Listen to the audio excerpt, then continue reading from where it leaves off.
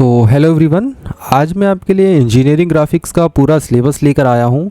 इस सिलेबस में आपको वो पूरी चीज़ें दिखेंगी जो आपको इस सिलेबस में पढ़ के करना है, यानी कि जो भी ड्राइंग्स वगैरह बनती हैं या फिर जो भी स्केचेस आपको बनाने पड़ेंगे इंजीनियरिंग ग्राफिक्स में, तो उसका पूरा ओवरव्यू लेकर आया हूँ कि क्या कैसे बनता है, कैसे कैसे आपको क्या क्या बनाना पड़ेगा। तो इस वीडियो को पूरा आप देखते रहिए, आपको बहुत कुछ इसमें जानने का मिलेगा। एक हद तक आपका पूरा इंजीनियरिंग ग्राफिक्स का मतलब प्रॉब्लम बहुत सी सॉल्व हो जाएगी, तो आप इस वीडियो को पूरा देखिए। तो जो सबसे पहली यूनिट है वो है स्केल इन कर्व्स। तो इसमें आपको बेसिकली अलग अलग तरीके के स्केल बनाने पड़ेंगे। जैसे डायगोनल स्केल हो गया, आपको यहाँ पे दिख रहा होगा सबसे पहले diagram of plain scale, diagonal scale and scale of chords. तो आपको जो सबसे पहला यहाँ पे जो डायग्राम दिख रहा है वो एक प्लेन स्केल है। तो ये आपको बनाने की प्रैक्टिस करना है। ये आपको जो इन तीनों में से एक ना एक स्केल तो हर बार मतलब एग्ज़ाम में आना ही आना है, तो आप इसको अच्छे से प्रैक्टिस कर लीजिए। और ज़्यादातर मैं कहूँगा कि डायगोनल स्केल आता है, तो डायगोनल स्केल आपको यहाँ पे दिख रहा होगा, ये डायगोनल स्केल है।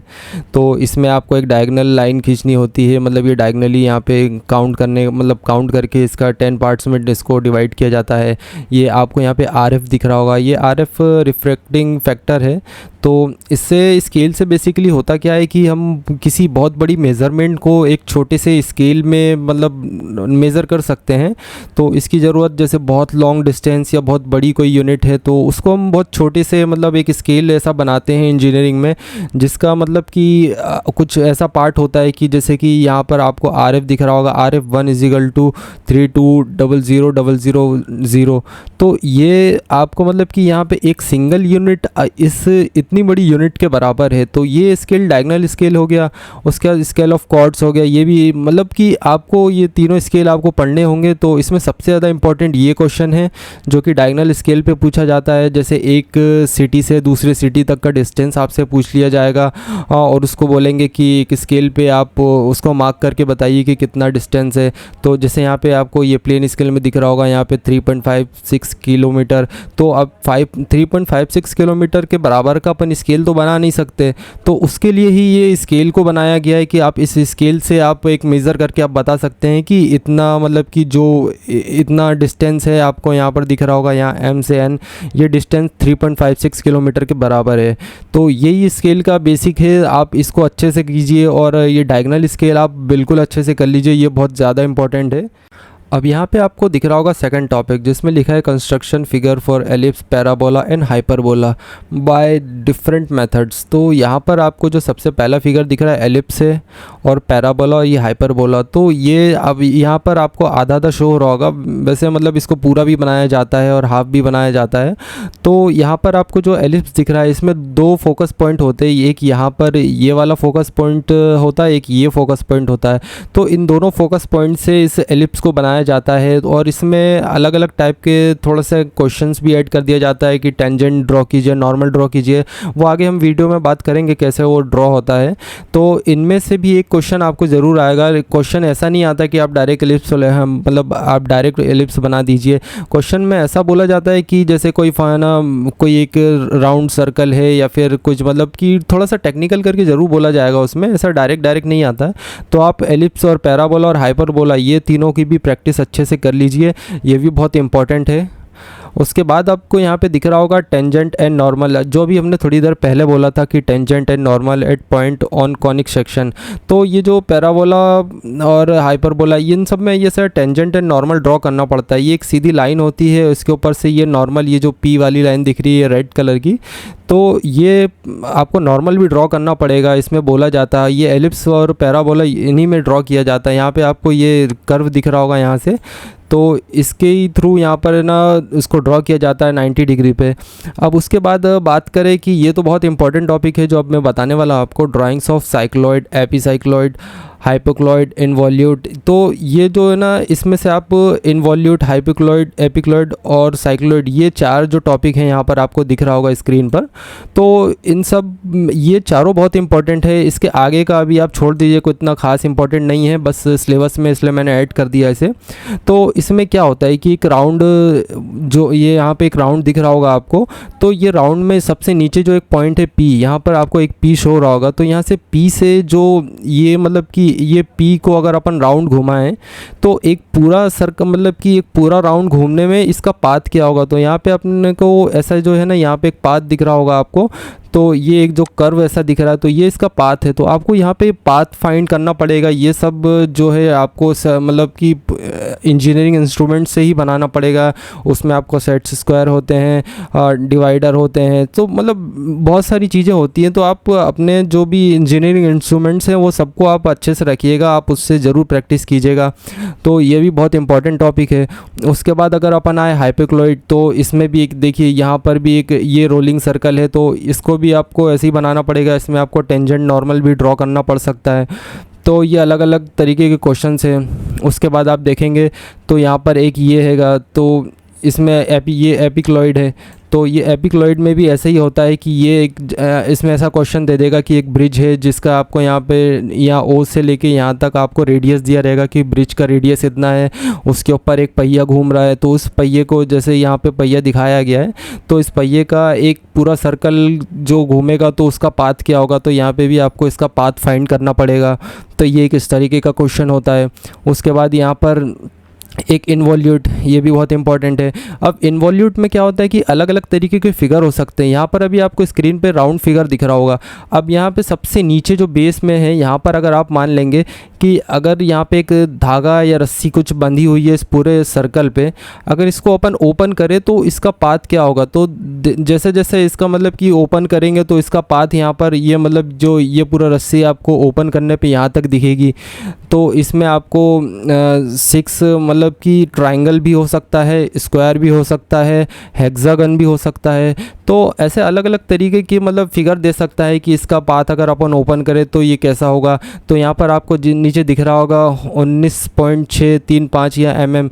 तो इसका मतलब कि टोटल लेंथ आपको निकालनी पड़ सकती है और इसको डायग्राम के थ्रू बताना भी पड़ेगा आपको शीट में। तो आरजीपीवी में आपको पूरे डायग्राम अच्छे से क्लियरली बनाना पड़ेगा, तभी आपका ईडी का पेपर अच्छे से हो पाएगा। नहीं तो आप सोच रहे हैं कि अगर थ्योरी के बेस पे आप अगर अच्छा कर लेंगे तो थ्योरी तो आप ना के बराबर समझिए, यानी कि 20 से 25% थ्योरी आती है। तो उसकी बात भी हम आगे वीडियो में ज़रूर करेंगे। अब चलते हैं इसके नीचे। अब यहाँ से हमारी शुरू होती है यूनिट 2। यूनिट 2 बहुत इंपॉर्टेंट यूनिट है। इसमें आपको प्रोजेक्शन के बारे में पूरा मतलब बताया जाता है कि प्रोजेक्शन क्या होता है। किसी भी डायग्राम को 2D मतलब 3D में बनाने के लिए जो प्रोजेक्शन होते हैं, तो इसमें अलग अलग तरीके के मतलब कि आपको क्वेश्चंस आ सकते हैं, जैसे projection of line, projection of point, 3D का प्रोजेक्शन आपको बनाना पड़ सकता है, या फिर आपको आइसोमेट्रिक व्यू बनाना पड़ सकता है। तो इसमें आपको मैं बताने वाला हूँ कि इसमें क्या क्या होता है। तो देखिए इसमें आपको यहाँ पे दिख रहा होगा फर्स्ट क्वाड्रेंट, ये सेकंड क्वाड्रेंट है, थर्ड क्वाड्रेंट और फोर्थ क्वाड्रेंट। तो जो आपने कभी ना कभी सुना होगा कि ड्राइंग जो है फर्स्ट एंगल में बनी है, थर्ड एंगल में बनी है, सेकंड एंगल में बनी है। तो यही इसको यहाँ पे शो करता है कि जो मतलब कि ड्राइंग है, जो एक्चुअल ड्राइंग अपना जो भी 3D पार्ट होगा तो उसका जो प्रोजेक्शन होगा वो मतलब कि वर्टिकल लाइन के किधर होगा या हॉरिजॉन्टल लाइन के ऊपर होगा, नीचे होगा, मतलब उसका टॉप व्यू जो है वो या फिर बॉटम व्यू या साइड व्यू, वो किस मतलब कि किस साइड आपको मतलब बनाना पड़ेगा। तो वो पूरा आपको यहाँ पे प्रोजेक्शन के थ्रू ही बताना पड़ेगा।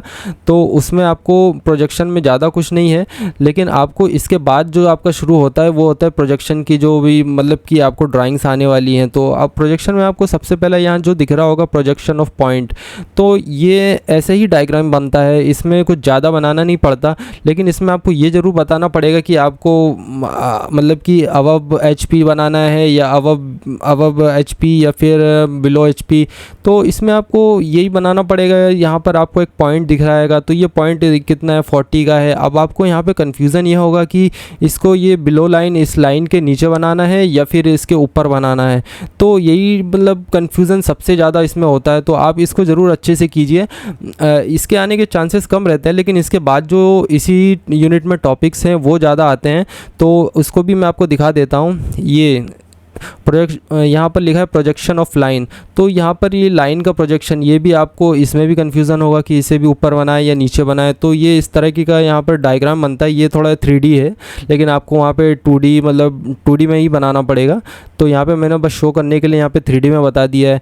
और ये बहुत इंपॉर्टेंट क्वेश्चन है, ये हर बार एग्ज़ाम में आता है। तो यहाँ पे प्रोजेक्शन ऑफ लाइन, हाँ तो मतलब यही है वो 2D जो मैं अभी आपको बता रहा था। तो इसमें 2D में आपको यहाँ पे दिख रहा होगा कि यहाँ पे एक लाइन है, यहाँ पे ये लाइन आपको दिख रही होगी। तो इस लाइन के ऊपर कौन सी लाइन बनेगी, इस लाइन के नीचे कौन सी लाइन बनेगी, तो ये आपको पूरा बनाना पड़ेगा। इसके लिए भी आपको मतलब कि थ्योरी भी लिखनी पड़ती है इसमें, तो आप इसको भी कर लीजिए। ये बहुत ज़्यादा इंपॉर्टेंट टॉपिक है, ये हर साल आता है। और उसके बाद अपन चले तो यहाँ पे ट्रू लेंथ, यहाँ पे हाँ यहाँ पे आपको ये दिख रहा होगा TL दिख रहा है यहाँ पे, true length and true inclination finding methods. तो ये सब आपको प्रोजेक्शन ऑफ लाइन में मिलेगा। उसके बाद अपन चले प्रोजेक्शन ऑफ प्लेन, और उसके बाद आपको यहाँ पे एक दिख रहा होगा projection of prism, pyramid, cylinder. तो ये एक 3D समझ लीजिए इसको कि 3D प्रोजेक्शन करना है। बट यहाँ पे जो प्रोजेक्शन ऑफ प्लेन दिख रहा है आपको, यहाँ पे ये प्लेन में आपको राउंड हो, स्क्वायर हो, प्रिज्म मतलब प्रिज्म का डायग्राम हो, तो उन सब का प्रोजेक्शन आपको यहाँ पे बनाना पड़ेगा। तो इसका जो भी यहाँ से यहाँ मतलब अपन देखते हैं साइड व्यू, टॉप व्यू, तो वो सारे प्रोजेक्शंस आपको प्रोजेक्शन में आपको बनाने पड़ेंगे। उसके बाद यहाँ पे ये मैंने आपको बता दिया कि यहाँ पे ये 3D टाइप के हो सकते हैं प्रोजेक्शन। तो यहाँ पे भी स्क्वायर दे सकता है, सर्कल दे सकता है, या फिर ट्रायंगल दे सकता है, तो अलग अलग हेक्सागन दे सकता है। तो ये सारे प्रोजेक्शन ऑफ प्लेन के हो गए। उसके बाद अपन चलेंगे यूनिट 4 में। तो यहाँ पे यूनिट 4 में आपको दिख रहा होगा सेक्शन ऑफ प्लेन। तो सेक्शन ऑफ सॉलिड बॉडी है, मतलब ये कि आपको इसका सेक्शन व्यू बनाना पड़ेगा। तो यहाँ पे जैसे आपको ये एक प्रिज्म दिख रहा होगा, तो इस प्रिज्म का जो सेक्शन यहाँ पे कटेगा, तो ये सेक्शन आपको इसमें पढ़ना पड़ेगा। ये थोड़ा सा हार्ड टॉपिक है, तो इसको भी आप अच्छे से प्रिपेयर कर लीजिए। तो इतने जो अभी तक मैंने बताया, अगर आप इसे अच्छे से बना लेंगे, या कम से कम आपको 5 ऐसी ड्राइंग्स तो बनानी पड़ेगी आपको आपकी शीट में, कि RGPV में आप आराम से पास हो जाएंगे। उसके बाद अगर आपको अच्छे मार्क्स चाहिए तो आपको इसको ज़रूर करना होगा। और जो भी आपके डायग्राम्स होंगे उसे नीट एंड क्लीन बनाइएगा। उसमें मतलब आपको जो भी HB, H या 2H जो भी पेंसिल्स यूज़ करना है उसको आप करेक्टली यूज़ कीजिएगा, तो आपका थोड़ा सा अच्छा होगा। कंस्ट्रक्शन लाइन को थोड़ा सा लाइट बनाइए, और मतलब उसको थोड़ा सा फेड रखेंगे तो ज़्यादा अच्छा रहेगा। आपका ड्राइंग साफ़ सुथरा दिखेगा, कॉपी भी मतलब जो एग्ज़ामिनर होगा तो ही चेक करेगा, क्योंकि जो आपकी ड्राइंग शीट होती है वो पहले चेक होती है, उसके बाद आपकी थ्योरी कॉपी चेक होती है। अगर आपने आपकी ड्राइंग शीट को खाली छोड़ दिया और आपने सोचा कि मैं बस थ्योरी ऑटोकैड लिख के आ जाऊंगा, तो आपका मतलब वहाँ पे कॉपी चेक ही नहीं करेंगे, वो आपको फेल ही कर देंगे। तो आप इसको भी अच्छे से कर लीजिए। उसके बाद इंटरसेक्शन ऑफ 2 सिलेंडर्स, ये भी एक इम्पॉर्टेंट टॉपिक है, बट इसको ज़्यादा इंपॉर्टेंट बोले कि नहीं बोले कि ये कभी आता भी है कभी नहीं भी आता है, बट ये भी बहुत इंपॉर्टेंट टॉपिक में आता है। उसके बाद यहाँ पे आपको ये दिख रहा होगा, एक जैसे एक सिलेंडर है। तो अब ये सिलेंडर है, ये आपको राउंड दिख रहा होगा, यहाँ पे इसकी ये हिडन लाइन टाइप की दिख रही होगी। तो अगर इसका अपन यहाँ पे एक सेक्शन व्यू काटे और उसको अगर अपन यहाँ पे ओपन करें तो वो कैसा उसका व्यू आएगा। तो अगर ये अपन यहाँ पर इसका सेक्शन ऐसे यहाँ क्रॉस में काट दें, तो अगर इसको अपन ओपन करते हैं तो ये ऐसा कर्व बन के आता है। तो बस यहाँ पे यही शो करना है, इसमें अलग अलग चीज़ हो सकती है, चाहे वो ट्रायंगल हो सकता है, इसमें भी अलग अलग फिगर्स हो सकते हैं।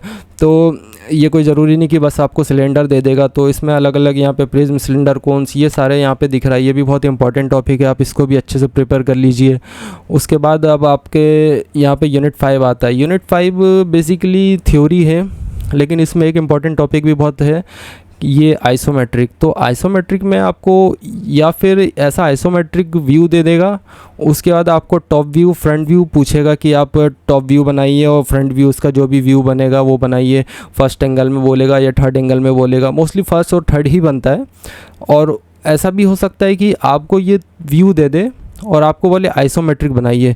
तो यहाँ पे ये 30 डिग्री पे ये बनता है, तो इसकी प्रैक्टिस कर लीजिए। ये क्वेश्चन तो आएगा ही, अब इन दोनों में चेंजेस कर सकता है, चाहे वो आइसोमेट्रिक दे दे, चाहे वो टॉप व्यू फ्रंट व्यू दे दे, लेकिन दोनों में से कुछ ना कुछ आपको एक बनाना ही पड़ेगा। और उसके बाद अब अपन चलते हैं ये ऑटोकैड। ऑटोकैड मैंने इसलिए आपको यहाँ पर डाला है, ऑटोकैड बहुत थ्योरी है इसमें, आप इसको पढ़ के एक पासिंग तक पहुँच सकते हैं, बट पास होने की इससे कोई गारंटी नहीं होती। बट फिर भी मैंने यहाँ पर इसलिए ये स्क्रीनशॉट मैंने आपको अपने सिस्टम का लिया है। अगर आप इसमें कोई टूल वगैरह सीखना चाहते हैं या फिर आप कुछ भी ऐसा सीखना चाहते हैं जो मतलब कि आपको RGBV के सिलेबस के अकॉर्डिंग होगा, तो वो मैं आपको ज़रूर बताऊंगा, आप मुझे कमेंट करके बता सकते हैं। तो चलिए अब इस वीडियो को यहीं ख़त्म करते हैं, वीडियो काफ़ी लंबा हो गया है। अगर आपको ये जानकारी अच्छी लगी हो तो आप हमारे चैनल को सब्सक्राइब कर सकते हैं और इस वीडियो को लाइक ज़रूर कीजिए और अपने फ्रेंड्स के साथ ज़रूर शेयर कीजिएगा। ये बहुत मेहनत करके मैंने PDF बनाया है बस आपकी हेल्प करने के लिए। तो चलिए मिलते हैं अब नेक्स्ट वीडियो में।